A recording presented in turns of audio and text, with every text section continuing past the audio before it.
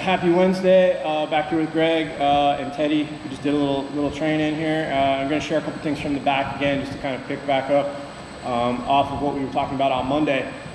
Today we're going to work a little bit. Today we're going to work a little bit on some attacks from the head side, okay, from that negative side or weak side, when we have somebody's back and we're falling toward their head. So Greg, do you want to start us off with that cool kind of little choke thing that you were just showing me? Sure.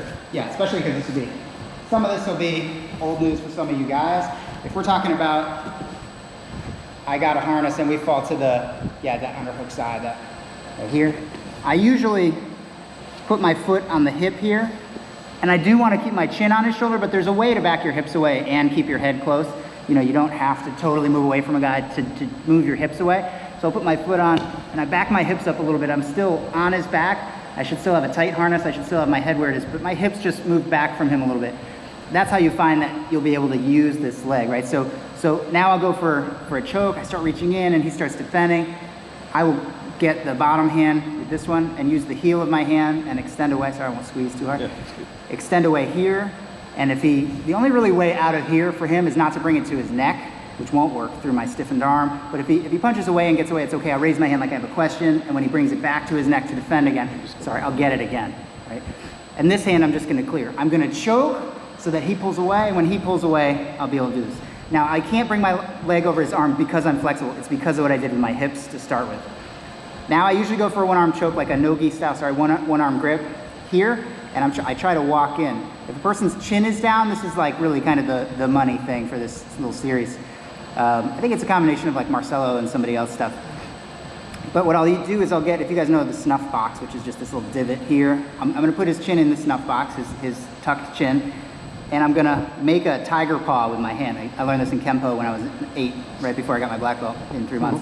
So I'm gonna put this here, put my pinky down on his chest, and first I'm rocking this way, a twisting motion. So here, and it's twist, twist, twist, twist, until I'm touching his throat. Yeah, once I'm touching your throat, I extend my fingers, put them down on your shoulder, and then lift my wrist. So it's twist, twist, twist, but then when I put my fingers down, it's just a lift, okay? It's just like a crowbar action. So we're here, it's tiger paw, and then it's a jack. I put this down, lift the chin. That's when you'll get a ton of space, and you can put this in. From here, I'll hold the shoulder, drag my arm back, elbow back to get that choke. That's my basic series. Yeah. Do it once more? That's great. So the whole thing, yeah, sure. Whole thing once more. I'll be here, nice tight harness. I'll put my foot on the hip, and I back my hips away. That's what that little shuffle was. From there, now my leg's a little bit more quote-unquote flexible. I can just reach better.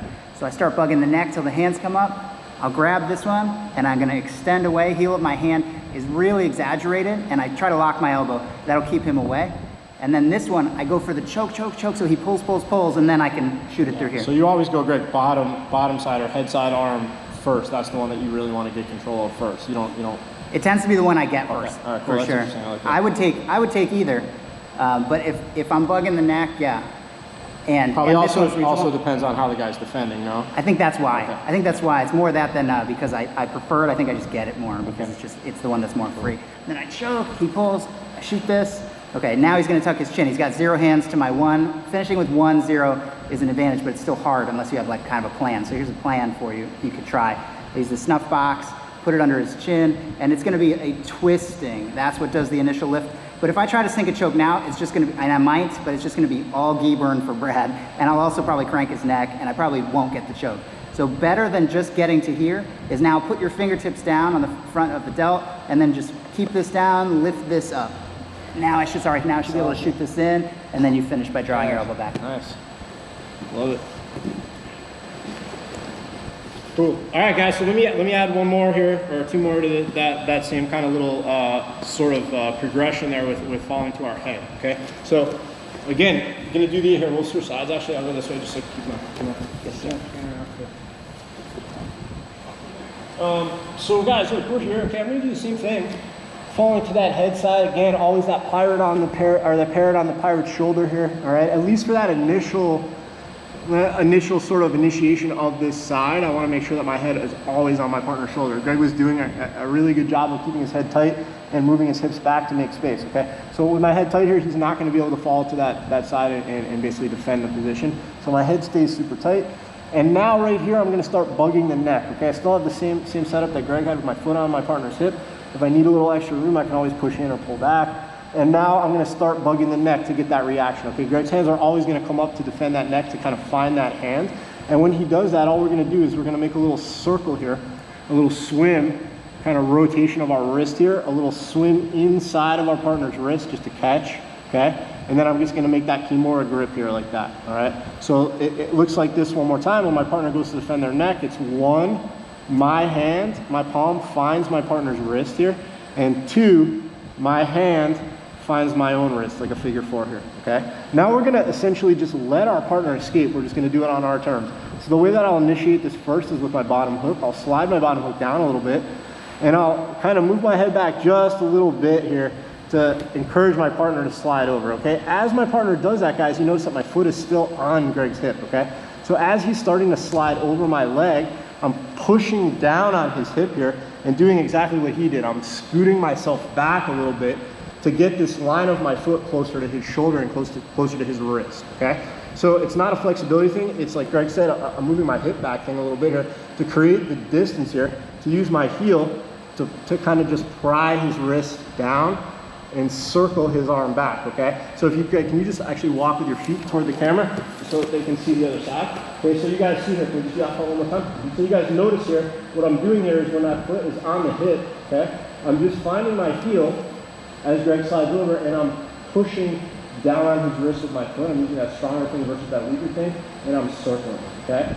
I'm using the back of my heel, guys, just to kind of pinch against my own thigh there. I'm just kind of bending my knee just to close it off, and now I'm going to take that bottom foot and I'm just going to slide it up and in, okay? Nice and slow, all right?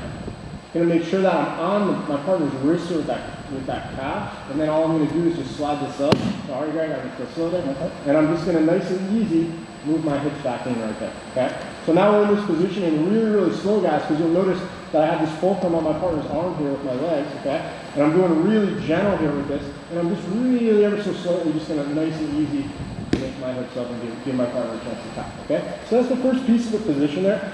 Oftentimes, I'll just find that move in the escape, and I really, really like that Kimura control because it really gives me an attack on both sides. Right now, we're just looking at this one direction that my partner goes, but if I miss and he goes the other way, I can always follow him up to the top too, which maybe we'll look at next time, okay? But we're here.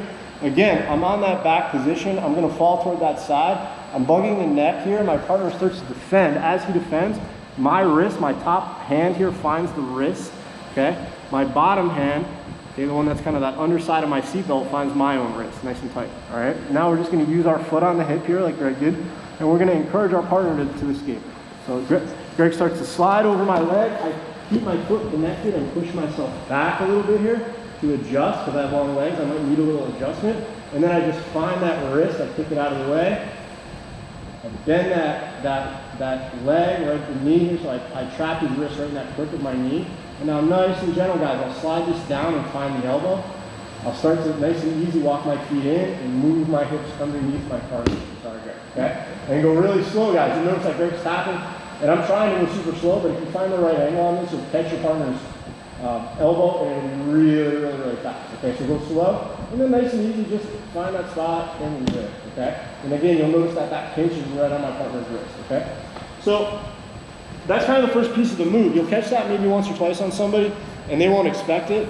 But then what tends to happen is after the fact, right, when my partner feels that pressure applied to their elbow, they start to bridge, they start to lift to kind of deal with that pressure, okay? And if that happens, it's no problem. It's actually gonna lead me right into kind of where Greg was, right? So we're here. Again, everything is the same, guys. I'm gonna catch that Kimura off of the defense, or maybe my partner's arm is just there and I'm able to grab it. But for me, usually I'll start with the choke, okay? And then I'll grab it as I fall, all right? Or after I fall, doesn't really matter. Or here, I'm gonna let my partner go over my hook here and move my head slightly here, scoop myself back a little bit and catch. Okay, I'll pinch nice and tight. I'm gonna gently start to bring this leg up and in, find the elbow as my fulcrum here, turn in and bridge. Okay, but now you notice when Greg starts to feel that pressure that he's gonna elevate his hips, okay? As he starts to elevate his hips now, he creates a space under his body, so I just take my leg, I slide it underneath, and I bring Greg over now to the other side, okay? And let's see if we turn actually, yeah, thanks Greg, perfect, okay? So Greg is actually now on the choke side, guys, but our position is essentially gonna look exactly the same. I took his arm out of the equation here, my leg was already there, okay? And now all I do is just use my 2-on-1 here to do exactly what Greg did. I make that sort of like little motorcycle grip on his wrist and push it down, okay? If Greg's tucking his chin, I can use his little thing that I just learned, Barrett, to go under and use your pry to open and choke, or if you don't have enough space or you feel like, in this case, on the head side, you may feel like you're too far away from your partner to actually do that rear naked choke, okay? You could always adjust it, or you could simply get under the chin and make a collar grip here and just start to finish your collar choke as well, okay? It doesn't really matter, okay? So let's do that one more time. That's a nice little sequence to play. That Kimura grip is a great starting point for me to initiate a lot of attacks, like I said, on either side, regardless of how my partner goes, okay? So one more time, last time through. All right, I'm gonna be in that position. Maybe I fell first, or maybe my partner put me on this side, okay? And I just started attacking his neck. When the hands come up, it's 1 to the wrist, 2 to my own wrist.